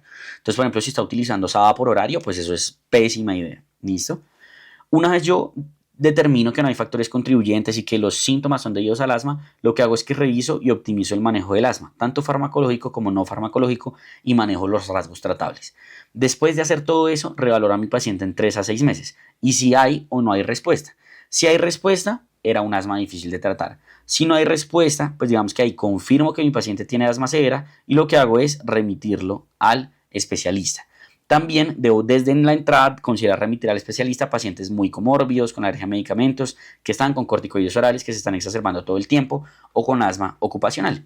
Y más o menos este es el algoritmo que nos muestra la GINA. Ellos dicen el color verde quiere decir que lo puede hacer un general practitioner, ¿sí? O sea, un cuidado primario, un médico general. Y los pasos: confirme el diagnóstico, busque factores contribuyentes, optimice el manejo, evalúe la respuesta en 3 a 6 meses. No se resolvió, asma severo, mándelo al especialista. ¿Listo? Que más o menos es lo mismo que nos muestra el abordaje de la JAMA. El paciente tiene asma mal controlado, confirme el diagnóstico, optimice el tratamiento y evalúe. Después de eso, si el paciente tiene asma severa, ya vamos a entrar a lo que vamos a ver ahorita, que es el abordaje del asma severo. ¿Listo? ¿Cómo va a ser entonces este abordaje? Lo primero es yo que voy a determinar la necesidad de otras pruebas más especializadas, o sea, el neumólogo o el internista lo tiene que ver muy bien, tiene que decir, venga, ¿será que hay algo adicional? Miremos si de pronto tiene alguna inmunoglobulina alterada, si es una vasculitis, si tiene una alergia, si tiene falla, si tiene de pronto una estructuralidad o algo por el estilo. Y si hay una eosinofilia severa muy importante con corticoides altas, busque causas alternativas y trátelas. Aspergilosis broncopulmonar alérgica, granulomatosis eosinofílica con poliangiitis, algo por el estilo. Aquí entonces yo inicio el manejo y valoración multidisciplinaria, incluyendo el soporte psicosocial. Y una vez entonces yo valoro esto y considero que el paciente es asma severo, lo que yo tengo que hacer es determinar el fenotipo del paciente para saber cómo lo voy a manejar. ¿Y qué quiere decir el fenotipo? ¿Se acuerdan lo que vamos a hablar arriba? A mí lo que me importa es que sepan que hay 2 fenotipos: inflamación tipo 2, inflamación no tipo 2. Lo más común es la inflamación tipo 2 en 40-50% de los casos alérgica y 25% eosinofílica, y un 25 a 35% de los pacientes no van a tener inflamación tipo 2. Esto está cambiando. La GEMA dice que ahora de las inflamaciones tipo 2 hasta el 83% podrían llegar a ser eosinofílicas. ¿Listo? Entonces, ¿qué tiene que hacer el neumólogo y el internista antes de hacer el fenotipo y determinar cómo va a tratar el asma severo? Volver a revisar esto, los diferenciales y todo lo que estábamos hablando de quizá enfermedades un poco más, digamos, como de detalle y supraespecializadas que requieren, pues digamos, de un médico más experto, digámoslo así. Evaluar todos los agravantes que pueden estar en relación con que el paciente esté mal controlado: enfermedad nasosinusal, reflujo, obesidad, SAOS, rinosinusitis, etc. ¿Listo? Entonces, ¿cómo yo voy a determinar si mi paciente tiene o no tiene inflamación tipo 2? Voy a buscar estos marcadores. Si mi paciente tiene eosinófilos mayores a 150, si tiene un feno mayor a 20, aclarando que el feno es difícil de interpretar porque casi siempre los pacientes tienen corticoide inhalado, entonces yo lo voy a repetir hasta 3 veces. Pero si documento que está mayor a 30, ojalá sin corticoide sistémico y con ICS a la dosis menor posible, también tiene inflamación tipo 2. Si tiene eosinófilos en esputo mayores a 2%, o si tiene una evidencia de clínica de asma mediada por alergenos, mi paciente tiene una inflamación tipo 2. Si no tiene ninguna de las anteriores, tiene una inflamación que no es tipo 2. ¿Y esto por qué es importante? Porque esto es lo que me va a definir cómo voy a manejar a mi paciente con asma severa. Y fíjense que la GEMA nos habla de lo mismo, pero hace una división interesante en que el fenotipo de inflamación tipo 2 puede ser eosinofílico o puede ser alérgico, porque vamos a ver que eso impacta un poco también nuevamente en la parte del tratamiento, ¿listo? Pero pues lo importante es diferenciar inflamación tipo 2 de inflamación no tipo 2. ¿Cómo la vamos a manejar entonces? Cuando tengo un fenotipo tipo 2, digamos que lo que voy a buscar en general va a ser mejorar la adherencia, evitar las exposiciones. Puedo llegar a considerar aumentar la dosis del corticoide por 3 a 6 meses, considerar pruebas adicionales como el TAC de senos paranasales, y si ya definitivamente digo necesito un manejo dirigido, el manejo va a ser con biológicos en la gran mayoría de los escenarios, salvo que yo encuentre una condición particular, como por ejemplo, si mi paciente tiene enfermedad respiratoria exacerbada por el asma, LTRA, desensibilización, si tiene aspergilosis broncopulmonar alérgica, corticoides inhalados, itraconazol, rinosinusitis, corticoide nasal o cirugía, atopía, inmunoterapia.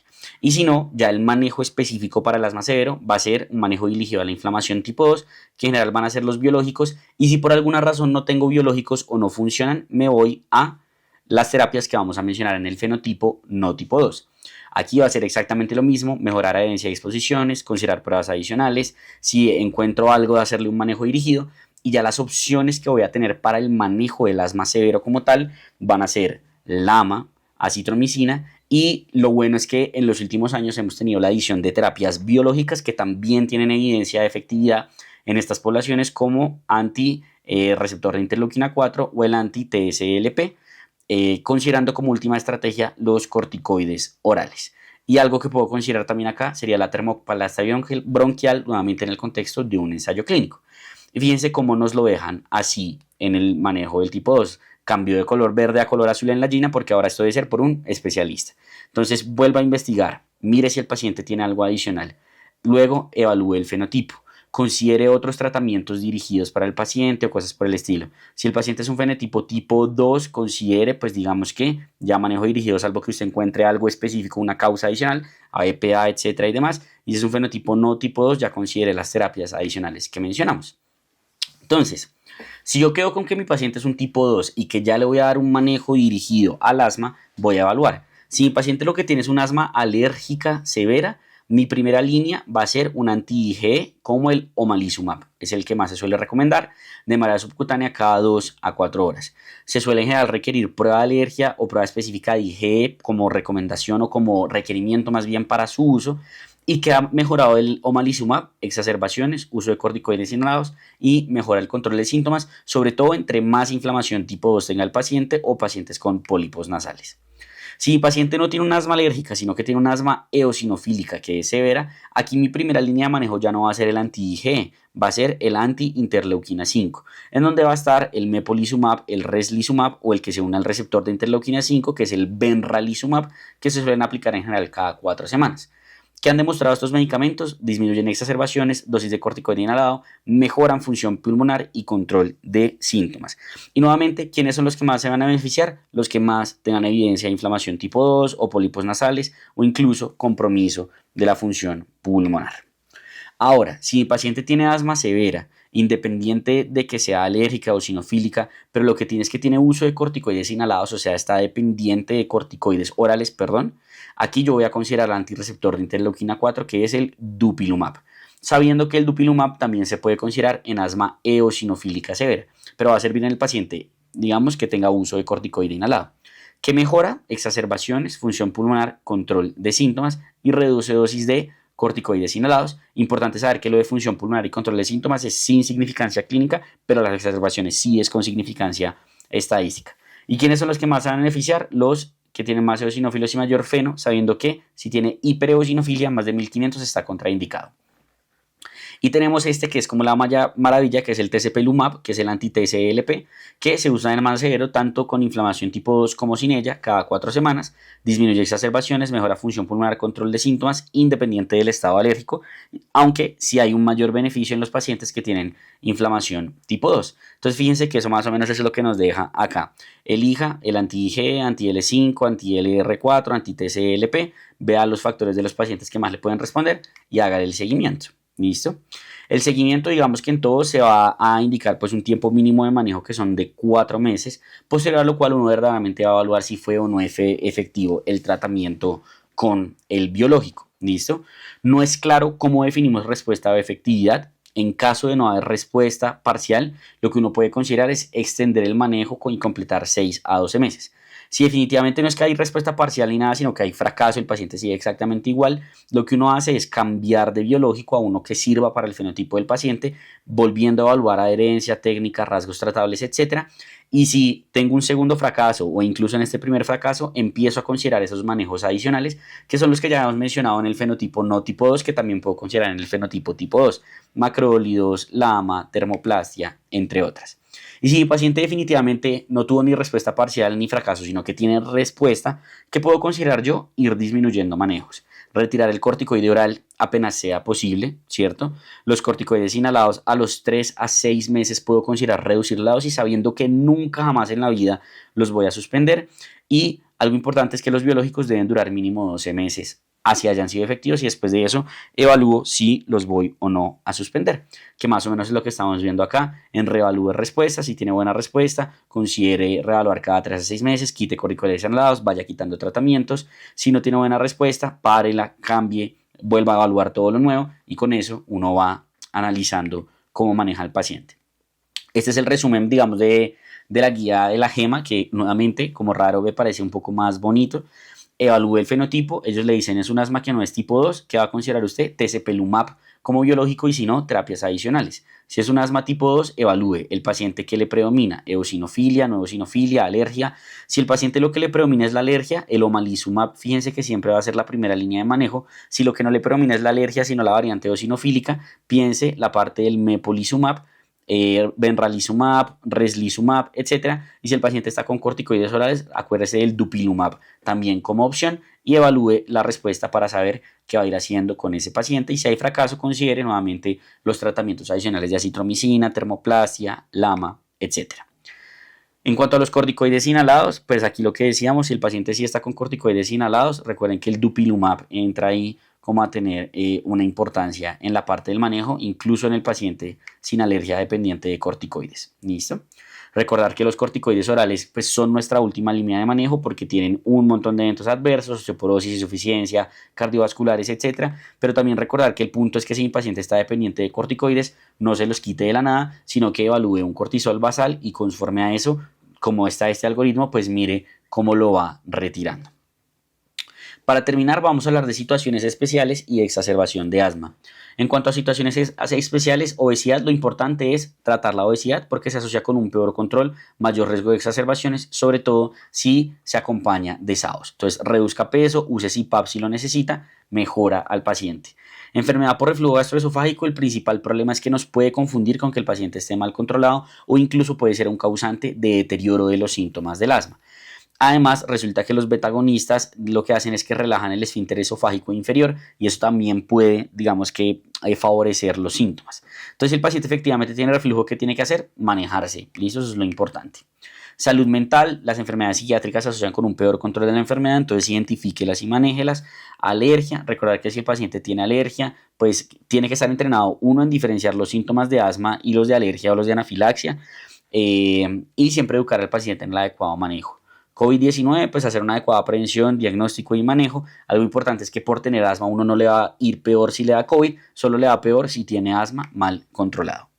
La rinitis y la rinosinusitis es un capítulo que cada vez es más importante en asma, sobre todo en la GEMA, diría yo que hacen mucha relevancia en cuanto a cómo manejarla y tratarla, casi que hacen un capítulo de cómo tratar esta enfermedad. Lo importante es saber que es la enfermedad crónica más prevalente a nivel mundial, que puede ser alérgica, no alérgica, puede ser asociada o no a pólipos nasales. Uno tiene que hacer esa clasificación porque conforme a eso uno lo va a tratar, al igual que con la clasificación temporal, si es aguda, intermitente o crónica. hay que reconocerlo, hay que manejarlo porque hay una coexistencia hasta el 40% en los pacientes con asma y se asocia con mal control de la enfermedad. Entonces, ¿qué va a hacer uno? Pues un manejo apropiado y en los casos crónicos con pólipos, definir la pertinencia de biológico, definir la pertinencia de cirugía, recordando que el manejo de elección son los corticoides nasales, que más o menos es lo que tiene acá. Mi paciente tiene rinorrea acuosa, estornudos, tiene obstrucción nasal. Sí, el paciente puede ser alérgico, no es improbable que sea alérgico. Mire si tiene alguna de las condiciones adicionales y con eso usted determina si confirma o no la rinitis o confirma o no la rinosinusitis con o sin los pólipos nasales. ¿Listo? Y después de eso, pues uno qué va a hacer, pues manejarla, ¿cierto? Eso es como lo importante. Esto es principalmente como con el diagnóstico de la rinitis alérgica y el algoritmo del tratamiento. Si es leve en general, anticongestivo. Si es moderada, grave, leve, pues digamos que lo que uno da en general son corticoides inhalados. Y si es moderada, grave, que no responde a tratamiento en general, uno va a considerar ya el biológico.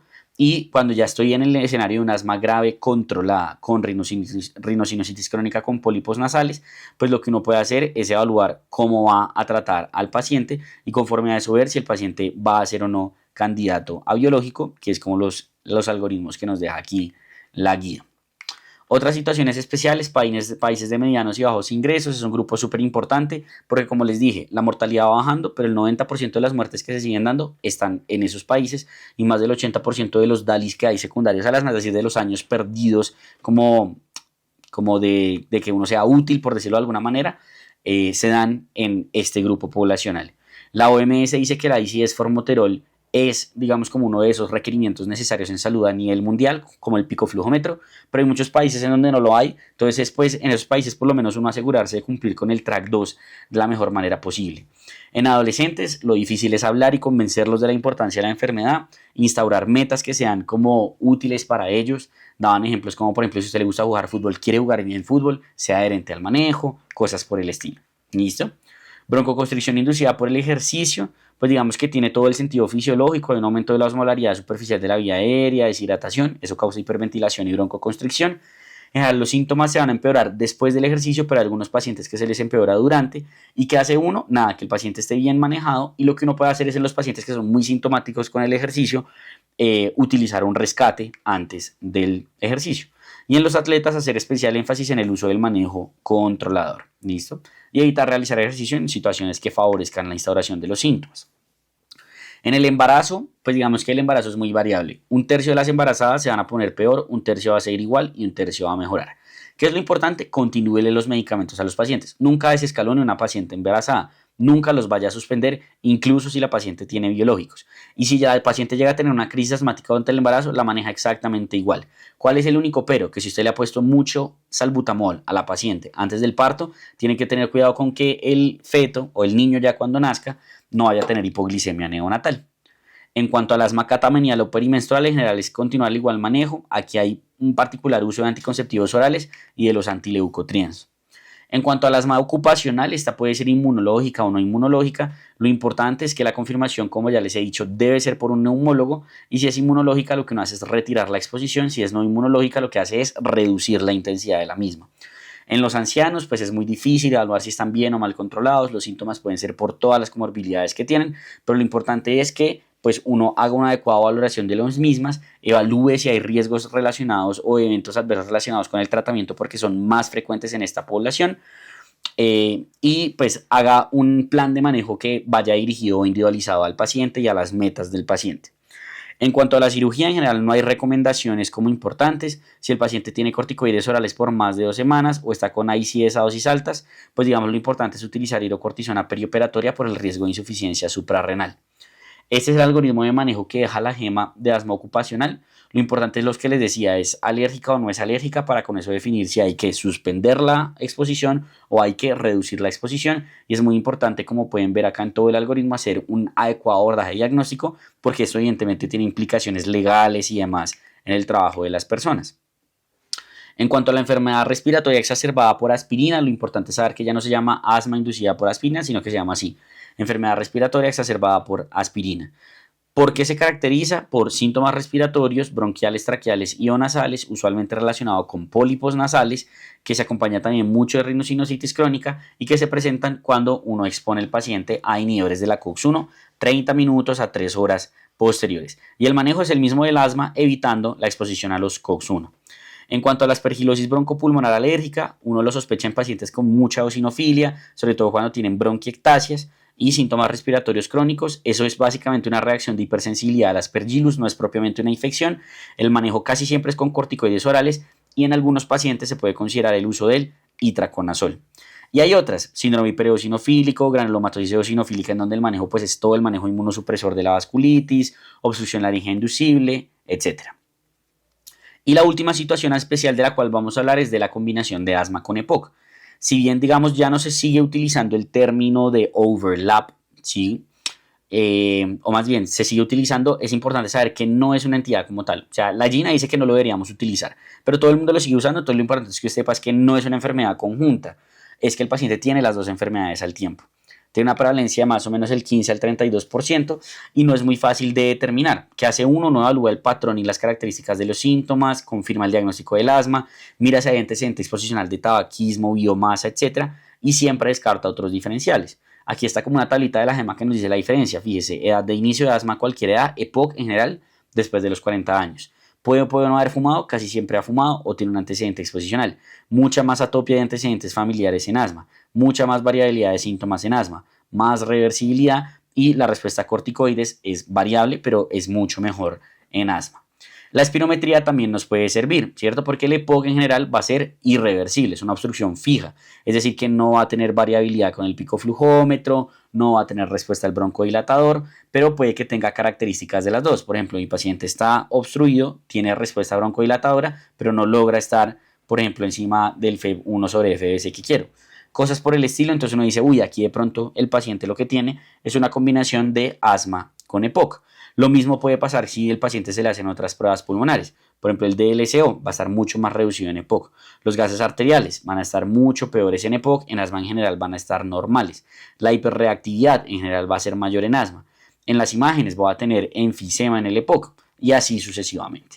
El punto más o menos es este que me gusta del algoritmo. Usted tiene un paciente que usted dice, uy, este mantiene asma, pero resulta que empezó viejo, tiene antecedente exposicional. Mide si el paciente efectivamente tiene diagnóstico de asma. Si sí, y el paciente tiene todo lo del EPOC, listo, ese paciente tiene las dos enfermedades. Si no, pero el paciente tiene marcadores de respuesta tipo 2, considere que muy probablemente ese paciente tiene las dos enfermedades. ¿Y eso para qué va a ser importante? Para tratarlo. Porque si lo más probable es que sea asma, usted lo trata como asma. Si lo más probable es que sea EPOC, usted lo trata como EPOC. Pero si usted está en ese punto que dice, uy, puede tener las dos, lo trata como asma. Listo, esa es como la diferencia importante a tener en consideración. Es decir, este paciente sí o sí va con corticoide inhalado, que es como lo que uno no le pondría sí o sí a todos los pacientes con EPOC.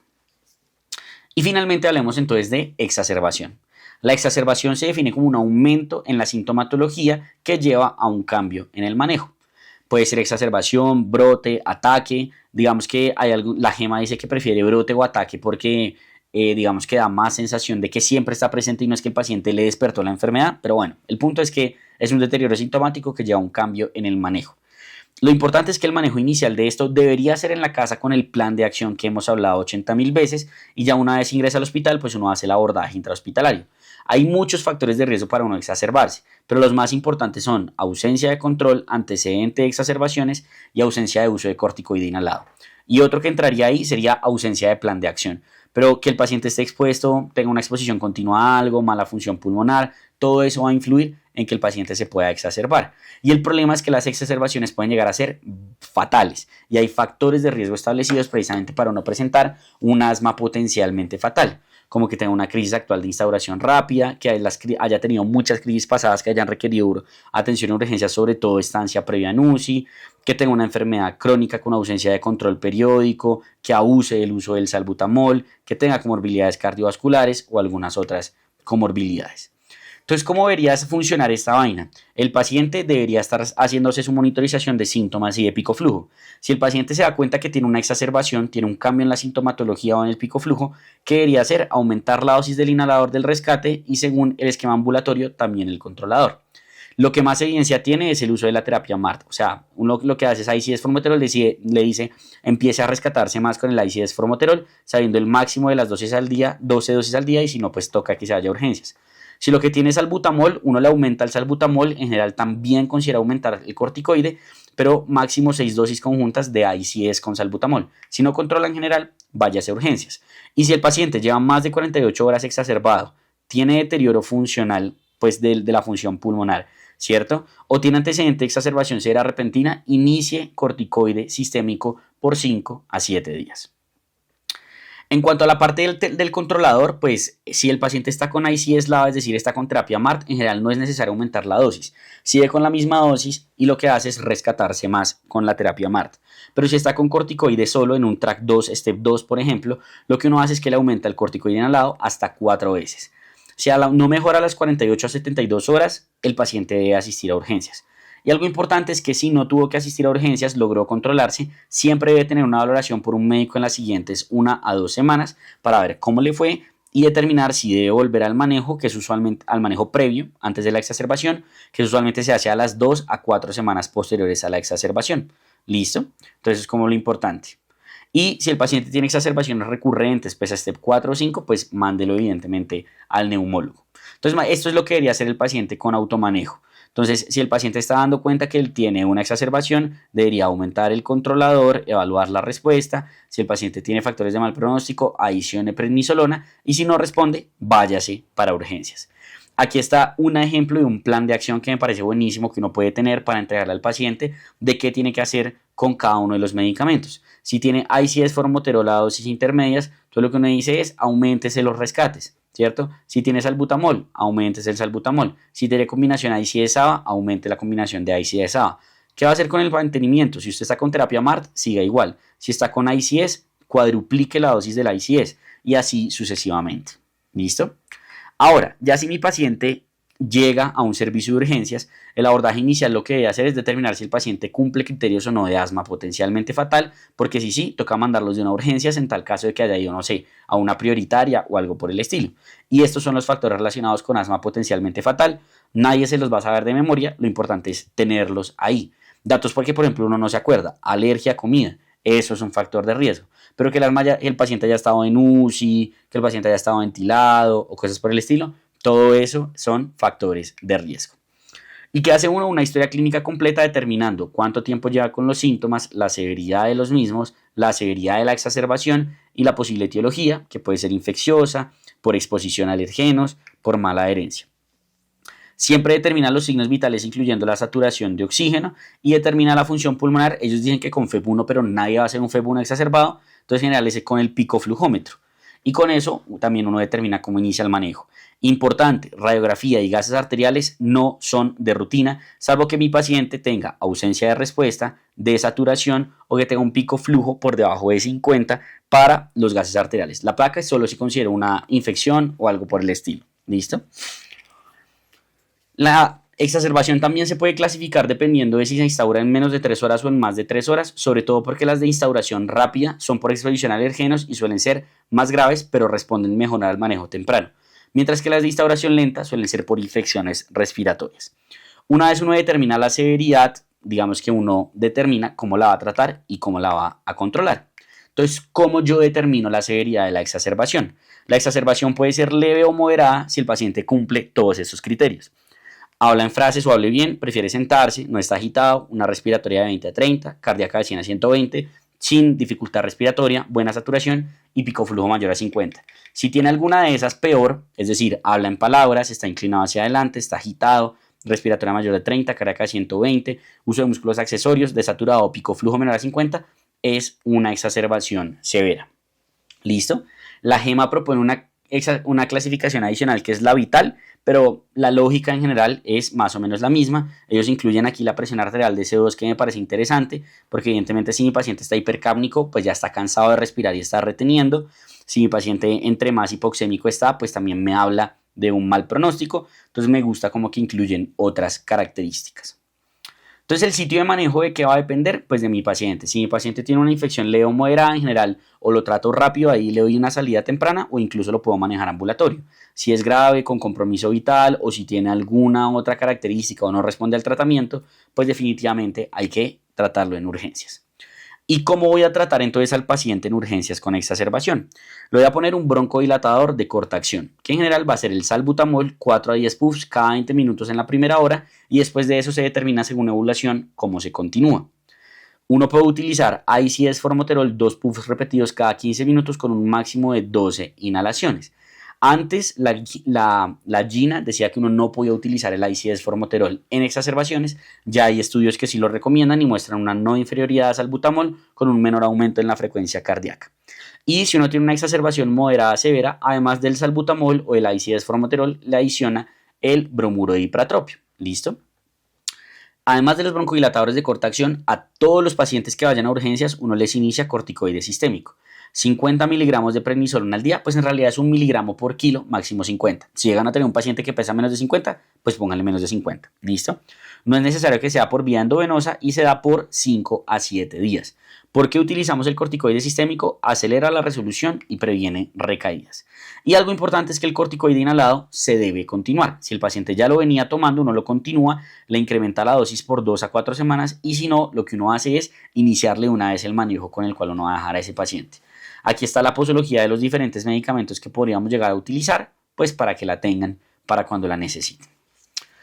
¿Qué cosas no se recomiendan? Aminofilinas, o sea, teofilina, montelukast como antileucotrienos, tampoco lo recomendamos en exacerbaciones. El magnesio, el sulfato de magnesio endovenoso, uno lo puede considerar en exacerbación severa, sobre todo cuando hay marcado deterioro de la función pulmonar y falta de respuesta al manejo inicial. Dicen que uno podría considerar la terapia con helio, aunque en general el heliox pues digamos que no tiene muy buena evidencia y los antibióticos no se van a utilizar de rutina únicamente si hay una clara evidencia de que el paciente está infectado por una bacteria. Y a diferencia del EPOC, en donde uno dice, uy, los 5 fantásticos de la ventilación mecánica no invasiva del EPOC, el asma no. En el asma usualmente si requieren ventilación mecánica, pues suele ser invasiva. ¿Listo? En cuanto al seguimiento, lo que uno tiene que estar es revalorando al paciente de forma constante para ver cómo van los síntomas, cómo va el estado ventilatorio y a la hora, después de haberle hecho el esquema de rescate con el salbutamol, uno le mira las pruebas de función pulmonar, el PEF. Si el PEF está mayor a 60, uno puede empezar a pensar que mi paciente ya está saliendo de la crisis y en un egreso temprano. 40 a 60, vigílelo y considere el egreso próximamente y menor a 40 definitivamente déjelo hospitalizado, ¿cierto? ¿Qué otras indicaciones hay de hospitalizar a los pacientes? Exacerbación severa, antecedente de la misma, uso previo de corticoides inhalados o que esté abusando del salbutamol. Y algo importante es que cuando uno considera que el paciente está apto para el egreso, sea egreso con un plan de manejo, determinando cómo se va a manejar cada uno de los medicamentos. Todos deben salir con corticoide inhalado, sea con terapia MART o con lo que sea, pues si se exacerbaron, normalmente uno los va a dejar mínimo en un step 3-4, ¿cierto? Todos deberían tener una cita de seguimiento en 2 a 7 días y lo importante es que a las siguientes 2 a 4 semanas uno evalúa. Venga, esta exacerbación fue por algo claramente identificable, el paciente se infectó o algo, bajemos a lo que venía antes y con eso venía controlado. Si desde antes venía mal controlado y por eso se exacerbó, nada, pues uno lo deja escalonado de forma permanente. ¿Listo? Y este es un resumen que nos deja la GINA del abordaje en atención primaria. Básicamente, evalúe la enfermedad, es leve, es severa, si es severa, mándelo a urgencias, es leve, inicie el tratamiento. Con el broncodilatador de corta acción, prednisolona, oxígeno si lo necesita, evalúe la respuesta. Si mi paciente no tiene un pico flujo mayor al 60%, si mi paciente no está mejorando, mándelo a urgencias. Y esto es lo que se hace en urgencias. Primero, mire la estabilidad de su paciente, ABC, que no esté ya para intubar o algo por el estilo. Después de eso, evalúe la severidad, leve moderada o severa. Si es leve o moderada, broncodilatadores de corta acción y corticoides sistémicos. Si es severa, broncodilatadores de corta acción, aquí sí o sí con el bromuro de ipratropio, corticoide sistémico, considere el oxígeno y mire si el paciente necesita algo adicional. Recuerde que a todos en general les va a iniciar el corticoide inhalado. Hágale seguimiento con pico flujo. Si el pico flujo ya está por encima de 60, considere sacarlo. Si está por debajo de 60, continúe el manejo intrahospitalario. El resumen del algoritmo de la GEMA realmente es muy semejante. Si es una crisis leve, ellos le dejan solo el salbutamol, moderada grave, le dejan salbutamol con todo lo demás y si es vital, lo mandan a la UCI. Y al egreso, lo importante es que el paciente se vaya con su medicamento inhalado que sepa que el corticoide sistémico solo lo va a tomar por 7 días y no más, y que sepa qué hacer con su medicamento de rescate y se evaluar por qué se exacerbó y manejar todos los factores de riesgo para que no se vuelva a exacerbar. Y finalmente, cuando le vamos a dar seguimiento por neumología, crisis grave o vital, crisis reiteradas, que requiere hospitalización, gestación, desencadenada por AINE que sugiere alguna patología específica, comorbilidades o algo por el estilo. Con eso terminaríamos entonces este video de asma. Espero que les haya gustado. Cualquier duda que tengan, déjenla en los comentarios. Y si quieren seguir aprendiendo con nosotros, lo pueden hacer con el video que está en sus pantallas.